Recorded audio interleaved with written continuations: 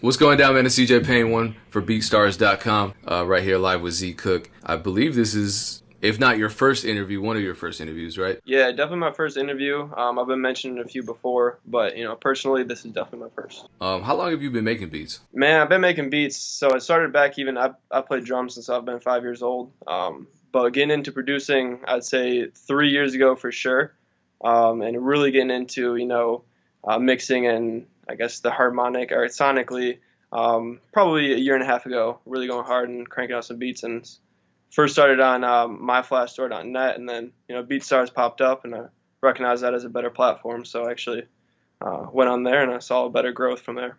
So when did you become comfortable charging for beats? I mean, when did you really feel like you became a professional producer? Honestly, it came from where I am right now. So I'm at Trackside Studios here in Ypsilanti, Michigan.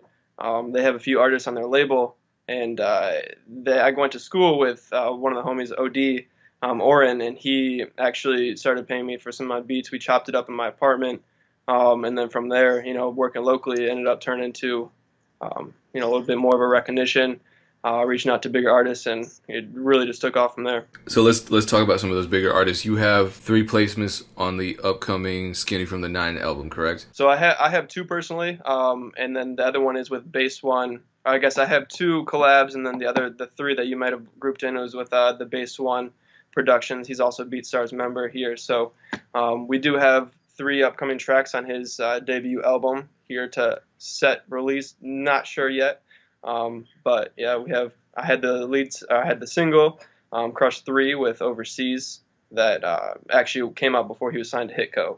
Yeah, I wanted to talk about that Crush 3 record, but since you mentioned it, so he is signed now. So LA Reid has Hitco, and he's signed to them for a multi-million-dollar deal. So he's signed and he's ready. He's releasing some records through them already. And Back to Crush 3, that was at the beginning of 2018 when that was released. How did you link up with him at first? so the first thing, honestly, that beat was supposed to be for Fetty Wap. We had gotten into contact in a beat email from one of my buddies overseas. We've been working together and doing some things for BeatStars, and he came across the email for Fetty Wap. Skinny was touring with Fetty Wap, and so we actually sent it off to Skinny for him to get it to Fetty, but never got in the hands of Fetty, or he just never hopped on it, and so Skinny just hopped on it originally, and the rest was history. So it was really, a really big, funny coincidence, if you will. But he's really blowing up, and it's really cool to see what he was able to do with that beat. Having worked with him before he signs this multi-million-dollar deal and after he signs the multi-million-dollar deal, I want to ask you this question. How did the business work out for you for the very first placement, pre-LA Reid, and then these 3 upcoming placements on the official album that's actually released by a label? Him being an independent at that time, he didn't have a crazy budget or anything like that. He did have a few pretty big songs that were doing some traction on both Spotify and SoundCloud. Overseas, luckily enough, actually goes to music school, Loyola, so he knows a little bit of business law that I was not too familiar with a lot of the things. So we actually drafted up a contract, even though he was independent, saying hey, we need X amount of money before you release the song, and his budget wasn't actually that crazy at that point, so we split it into 2 payments. One prior to the release of the song, and then once they dropped the song, they paid us the other half, and we agreed to some splitting if they did go publish it, and that's all documented, and we had drafted up our own little contract, if you will, and had all parties sign it in order to cover the legality of it down the line. And then moving forward, into these bigger placements, I actually have not received the paperwork yet for the new songs coming on the album. However, I've been dealing with A&Rs, A&Rs, and the label itself to get that situated. Yeah, so I imagine that would be a major difference because before you were working directly with Skinny, now you're working with this label as the intermediary, and Skinny doesn't have to deal with all the paperwork and stuff, which is better for him, but it's an extra step for everybody else. I think it's cool because he has his brother Josh, who actually is very, very close with him. You'll see him in a lot of his social media and a lot of things that they do together. So he helps mitigate some of that kind of that traffic as well. And initially he was the one that was helping us deal with payments and setting up all that fun stuff. But yeah, now that it's through strictly through the label, it's a lot different experience. It's actually a lot more refreshing because it's less under the table kind of thing. And A lot of producers, especially newer producers, because I believe you working with Skinny from the 9 was one of your first bigger records, correct? yeah, that's correct. So a lot of producers in your shoes would have reservations about asking for money, let alone drafting up an entire contract and presenting it to the artist, especially on the independent level. I know how, I've done a lot of research on, what it takes to, back end and all that fun things and legality that comes with it. So, being that I've placed and I guess I've had records with smaller artists than him, even right with a little bit even less than a budget, if you will, even selling exclusives. I knew that we had to get some type of money, right? He was going to be projected to be double XL at that point or what have you. So his come up was for sure, but it's a balance of do you want to ruin potentially ruin the relationship or get your money or whatever. So we didn't go after anything crazy. However, it was a comfortable amount for both parties that we agreed on. It was more of a mutual agreement, if you will. Rather than them shooting us a price or whatever. So it was definitely, both parties, especially with Skinny and Josh involved. It was just kind of like, a couple dudes making a deal, if you will.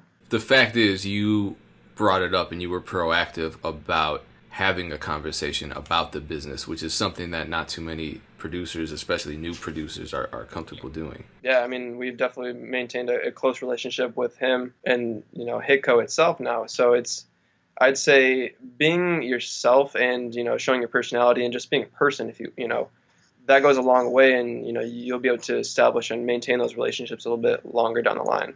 Skinny from the 9, you also produced something for Landon Cube, who's also a artist who's buzzing. I noticed I did my research on both of those records, and right there on the SoundCloud link, there you are, credited. They even give a link to your social media. Now, I've interviewed a lot of producers, and a lot of producers have had to fight just for that. Is that something that you had to request from both of those artists, from Landon Cube and Skinny from the 9, or is that something that they just did? So two different situations. With the first placement with Skinny, that was actually written in our contract. So we had an agreement with, hey, in the song title itself, produced by ZCook and Overseas.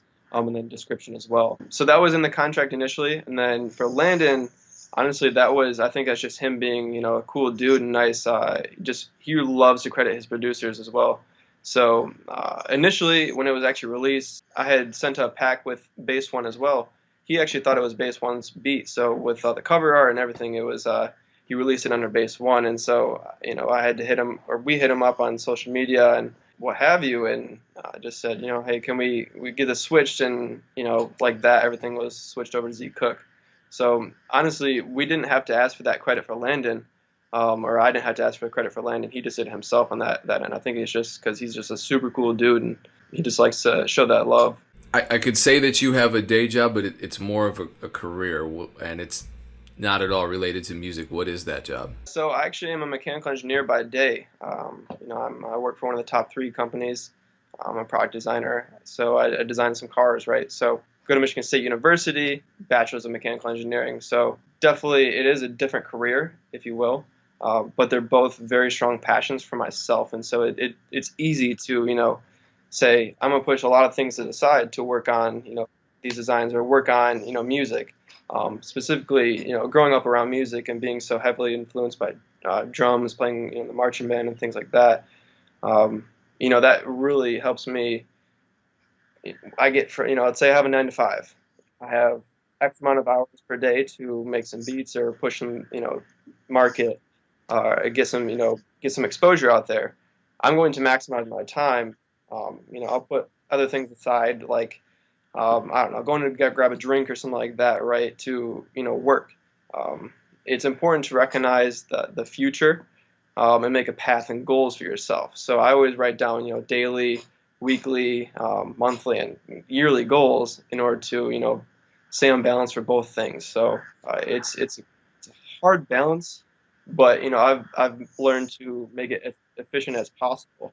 and then keep reaching outside of my comfort zone to make some different moves. So yeah, it's fun. Yeah, I can imagine that's a difficult balance because a lot of producers that I talk to, they have day jobs, but they're not careers that they're necessarily passionate about. So they're trying to get out of those day jobs to Right on. situate themselves within a music career. Whereas somebody like Bubba Got Beats, who I interviewed, I asked, are you a full time producer? He said, no, I do IT by day. I said, do you want to quit IT ever? He goes, no, because that's a career. And it sounds to me as though you're passionate about your career. But let me ask you, if music started earning you more money than mechanical engineering, and if it became so demanding that balance that you work so hard to achieve is now thrown off, would you consider choosing one over the other? So that's always the question, especially with the recent placements that haven't been released or I haven't even talked about. Right? It's something that I'm actually dealing with to this day.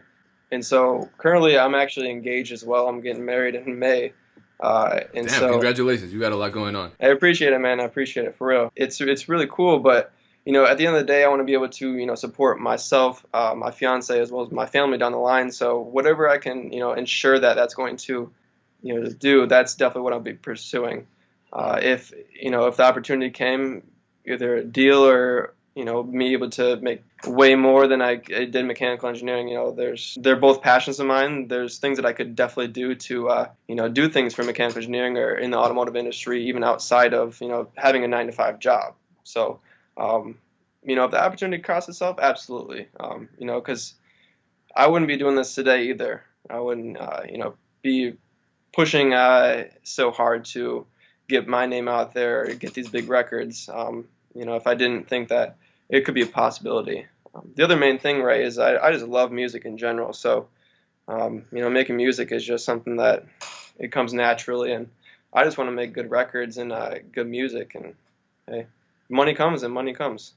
So on the subject of good music, what is your upload schedule like? I know you sell beats online. What kind of weekly goal do you set for yourself insofar as how many beats you upload to the public? So the fun thing is I actually started back in last August this thing called 2 Beat Tuesdays. So I upload 2 beats to Beatstars every single Tuesday at ZCookBeats.com. And that's just a consistent schedule that I've maintained for my following, as well just to kind of stay consistent for myself. So that definitely helped me stay relevant on social media, if you will, but also allowed me to continue to expand my craft and develop my own sound, because I'm making a bunch of beats, even whether it be 2 beats a week or 20, 30 or whatever. I'm just cranking out beats and getting experience. But then if you search any social media, I have this hashtag 2 Beat Tuesdays. All you'll find is ZCook Beats. So I went ahead and I tried to find the most unique hashtag that nobody else had, but it also could be ringy and good for social media posts. So I identified 2 Beat Tuesdays as a good way to upload, and then also a good way to a little bit of market, because again you search 2 Beat Tuesdays and ZCook is all that pops up. So on the subject of marketing, and this is the last big question I'm going to ask you, what would you say for you is the most important marketing tool when it comes to selling your beats online? I don't know, man. There's a lot of different outlets out there, especially with all the ever growing age of technology. I like to keep it personal though, so I like to stick to one of my biggest thing is I always pay for promotion, whether it be Beatstars, Instagram, Facebook. My personal favorite is Instagram, because I like to see content in video or picture form that it's very tangible. You can see what they're doing, and so my favorite outlet is definitely Instagram. Because I post a bunch of beat clips or pictures of what I've been doing, and you can kind of relate and get into their life. And so when I'm posting for 2 Beat Tuesdays or making a post, I like to show my personality. I'm a very personal person, and so I think Instagram is definitely a good tool for myself to show that personality and to reach All more of a personal level with my fans and my customers. right, so people who want to be personable with you, how do they do that? What's your Instagram username? I know your website is zcookbeats.com. Yep. What's the social media? So on all social media platforms, at ZCook Beats. I have open DMs on every platform. I just love talking to people and making new connections. Whether you're a big artist, a big producer, or a small, just getting started, producer. Everybody starts somewhere, and everybody's some place in their career. And I'm not going to shut you out because you only have 2 beats made. Let's work. Let's develop your sound. So. Any social media platform, I'm open. So just send me a message, man. Cool, man. Well, much continued success to you. Appreciate you taking some time tonight to speak with me and share all of this good news and your strategies for success. Yeah, man. I appreciate you taking your time out of your busy schedule. I know it's pretty hectic, but showing love to the Beatstars community. Yeah, it's all one love. Appreciate your time.